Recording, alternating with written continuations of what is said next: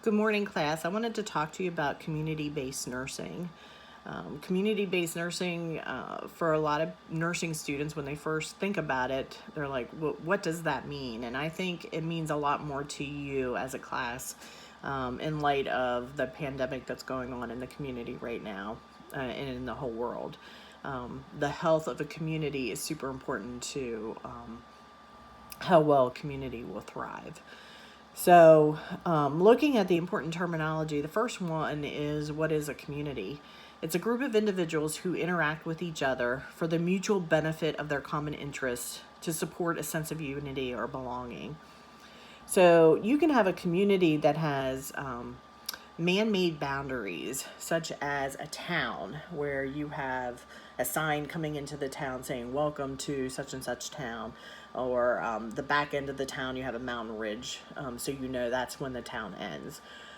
You could have a community of people who are going to school, such as you all. In your nursing class, you are a community of nursing students who have a mutual interest in becoming LPN. You could have a group of people who form a community who want to combat human trafficking. So that would be another type of community. But the boundaries for some of those last two communities I talked about were a lot more fluid. You can't really like say they all live in this area or they all live in this area.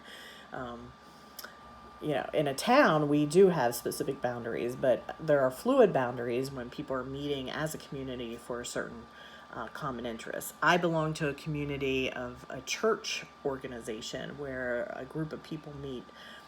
I usually would meet 3 times a week. I miss them right now because I can't get together with them, but we're doing the same thing with that community as we are with you through video and Zoom and things like that. So then demography. Demographics is the study of populations and their balances. We're looking at how many different types of races make up the population, the ethnic distribution, the economics, how well that community is growing. So demographics really give us an idea of some information on the health of a community. And then community health is the aggregate health of a population. It could be a town, it could be a state, it could be a nation, it could be the whole planet. And we're dealing with a whole planet health issue right now. How do we monitor some of the health issues in a community? We look at the leading health indicators from Healthy People 2020. And so you want to look back in your book at some of those leading health indicators. The PowerPoint says I have a handout, but I don't have one for you. But it's in the book. In the first couple chapters, we talked about looking at rates of birth, looking at morbidity, looking at mortality rates, looking at teen pregnancies, immunization compliance, STIs numbers, infectious disease, cancer. The list could go on and on, but those things tell us a lot about the aggregate health of a community. So let's talk about the community as a worldwide, the whole world. There are some health organizations that deal with the world's community health, and that the first one we think about is the World Health Organization. I highly recommend that you go check out their website and find out what the priority issues are right now. You can probably guess what the number one will be on that website, probably COVID-19. But there might be some others. A couple years ago, we had Ebola, we had SARS, we had Zika. So, and then there could be some other issues going on in conjunction with COVID-19. Another program that is worldwide is UNICEF. It's a program sponsored by the United Nations for children, especially in developing countries. And it says, what are some of their goals? You could look up UNICEF, but I know one of their specific goals is nutrition. Nutrition for those developing countries so that kids, especially children, pediatric nutrition, kids have a fighting chance to grow up and be productive adults. Then we look at healthcare on the national level. The United States Public Health Service was started in 1798, and it was the forerunner for the U.S. Department of Health and Human Services, which is what we have today.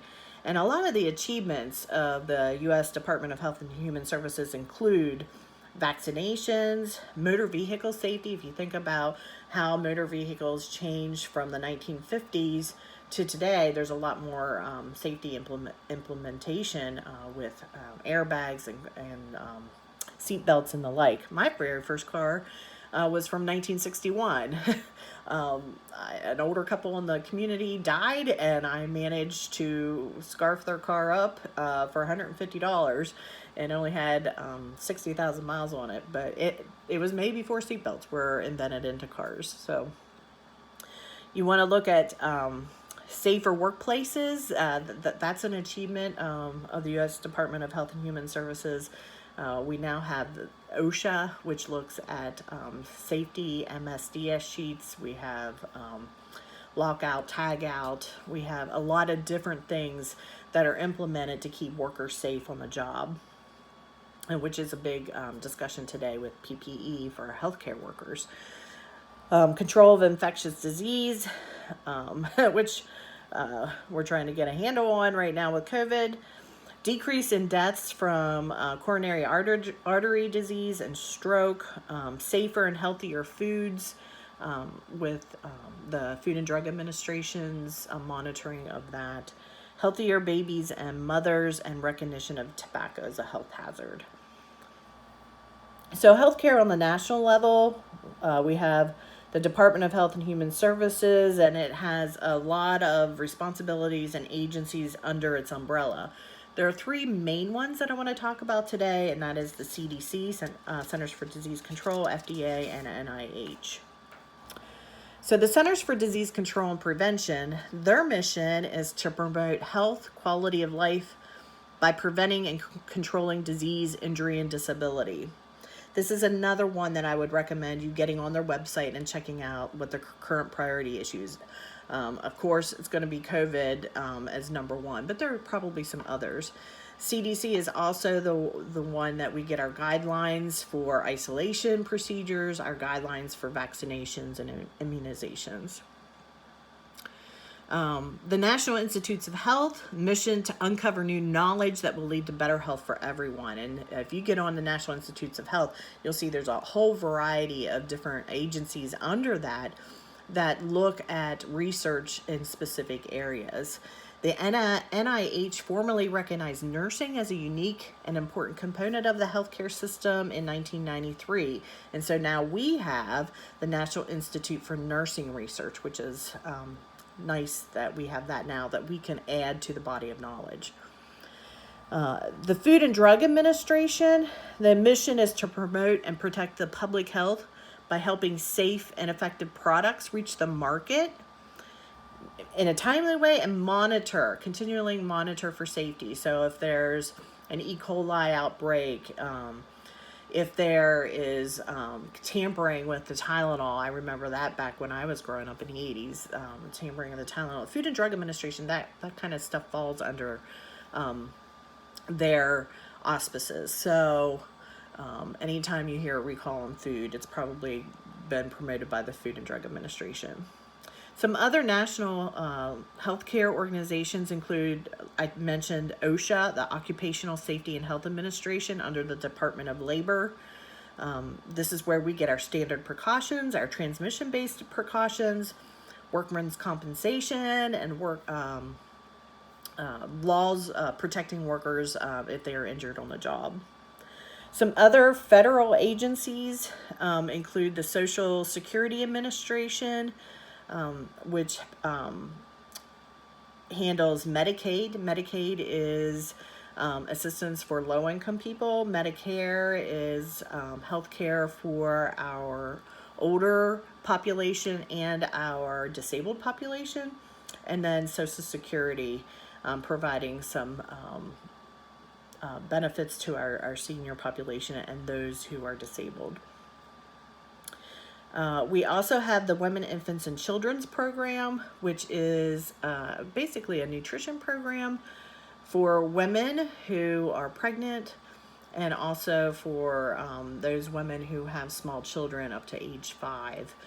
It provides adequate nutrition for families. We have seen it with research that if we help these young families become healthy at the very beginning, it's more advantageous healthcare wise to prevent it from prevent serious disease and injuries from happening in the first place than to try and deal with them after they've already happened. So that WIC helps with that. The National Safety Council educates and influences safety, health, and environmental policies. So, they look at specific things, products that we buy, and are they safe, and are the companies following national safety guidelines so that people are not injured or hurt with the products that we buy. The Red Cross and the Red Crescent in the United States, we have the Red Cross, and it provides services that assist individuals, communities, and nations, especially in times of crisis, natural disasters. You have hurricanes, you have tornadoes, you have, and even on the individual basis, your house burns down, the Red Cross comes in and provides aid. Clara Barton is famous. She was our first president of the American Red Cross, elected in 1881. Some other national organizations, the Visiting Nurse Association, it's a nationwide home care agency, non-for-profit. And then you have organizations that are related to specific diseases, the American Cancer Society, American Heart Association, the American Diabetes Association, you can go on and on and on. And then organizations that promote specific health goals, like the La Leche League for promoting breastfeeding.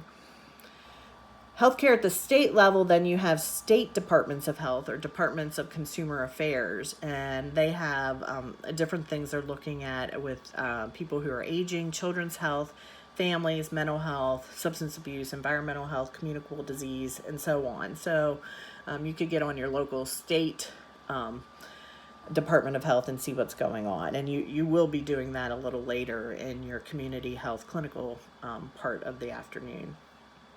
Healthcare at the local level, then you have the local Department of Health. And a lot of people wonder what the local Department of Health does. It monitors the health of that specific county. If you have somebody who develops tuberculosis, they take care of monitoring not only the health of that individual, but making sure that person takes their medication for the 12 to 18 months that's required for them to recover. I'm sure our public health nurses are very active right now with the COVID outbreak. They also have free clinics oftentimes for people to get reduced costs or free vaccinations. You have the school health services that are public community services, our school nurses. We have community clinics, home health agencies, hospital and nursing home care, and occupational health services that also are incorporated in community health. So I'm hoping you get an idea that it is very broad, but I'm also thinking it's really important that you know what the community agencies are, because a lot of these agencies are the ones that hire LPNs, and that's what you're going to be when you graduate. So this is where you can get a potential job in the future. So pay attention to some of these agencies. Community health, what makes a healthy community? We look at not only, we look at basically a number of things. We look at the people in the community. We look at the social systems in the community. And we look at the support of those social systems. You're going to do a windshield survey this afternoon where you're going to go around and look at all the different components of a community and what makes them healthy. If you have somebody, there's a lot of things that tie into the health of an individual and then ultimately in the health of a community. If you have somebody who's lost their job and they don't have income, then they don't have the money to have insurance. And then if they don't have the money to have insurance, they don't get preventative health care. If they don't get preventative health care, they're at risk for disease and chronic illness. In the same light, they may also not be able to afford a car. They may not be able to travel to a grocery store. Grocery stores tend to be on the outskirts of communities, of urban centers, and not in the middle. So that they're left with buying what they can at the local Unimart, which is oftentimes junk food.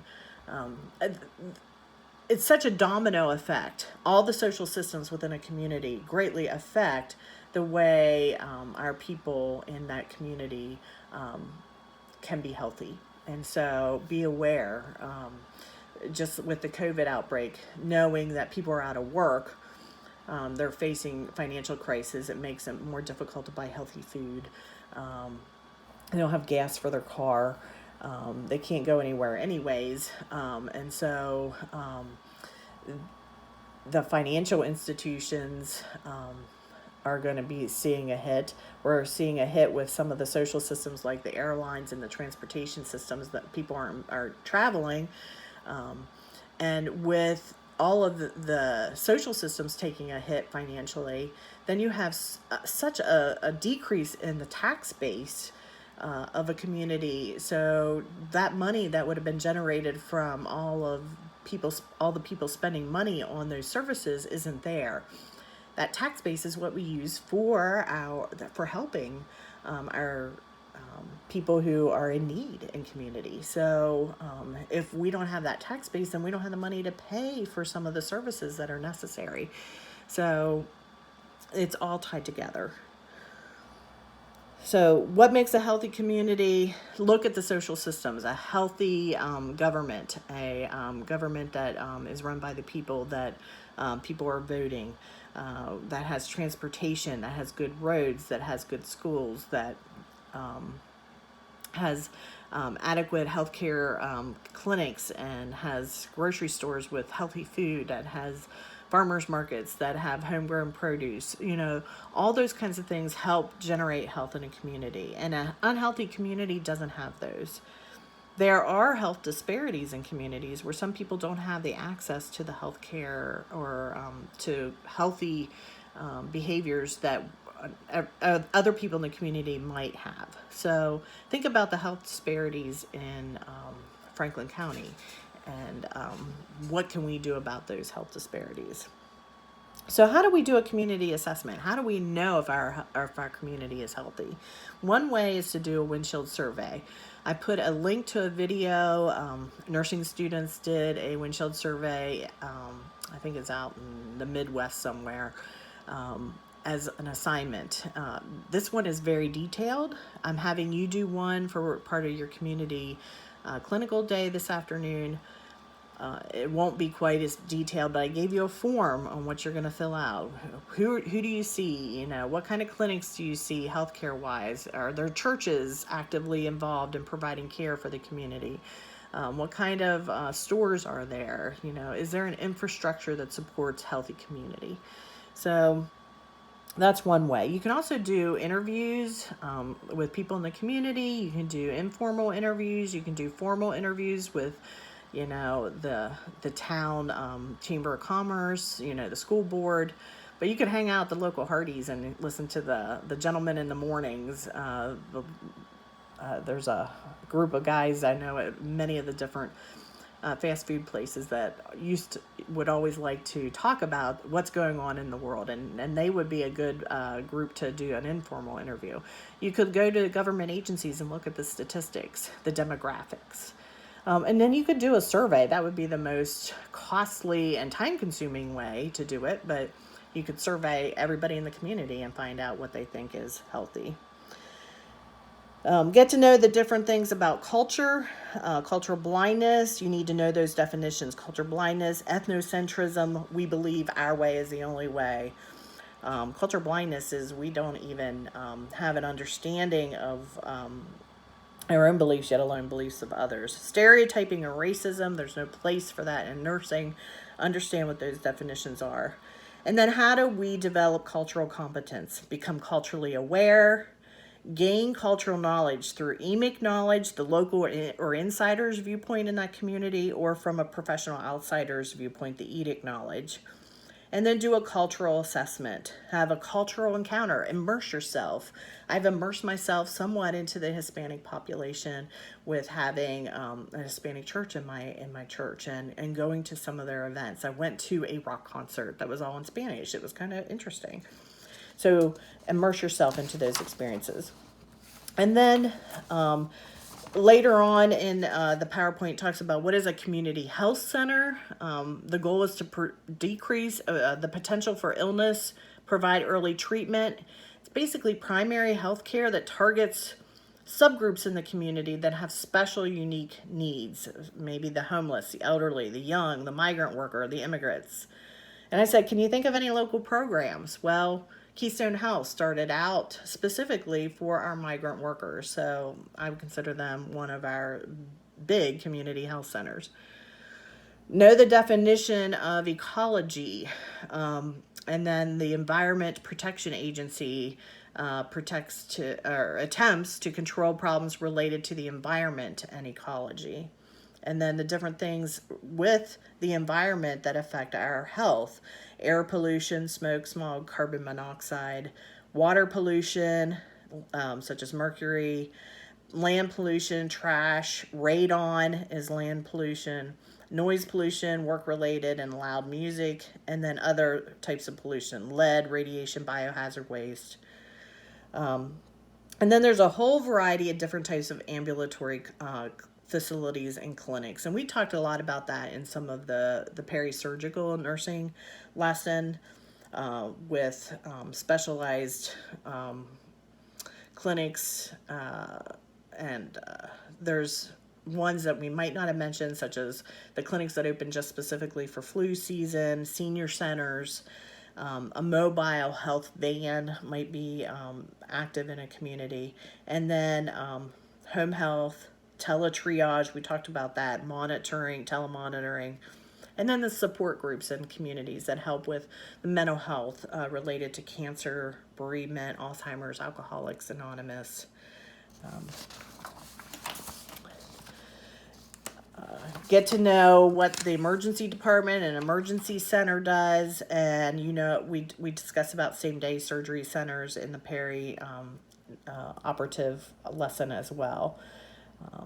What are the benefits? What are the disadvantages of same-day services? So I'm hoping this video helped you a little bit. Enjoy the lesson. We're going to talk about COVID-19 today, and hopefully you'll feel like you have a little bit better understanding. Thank you.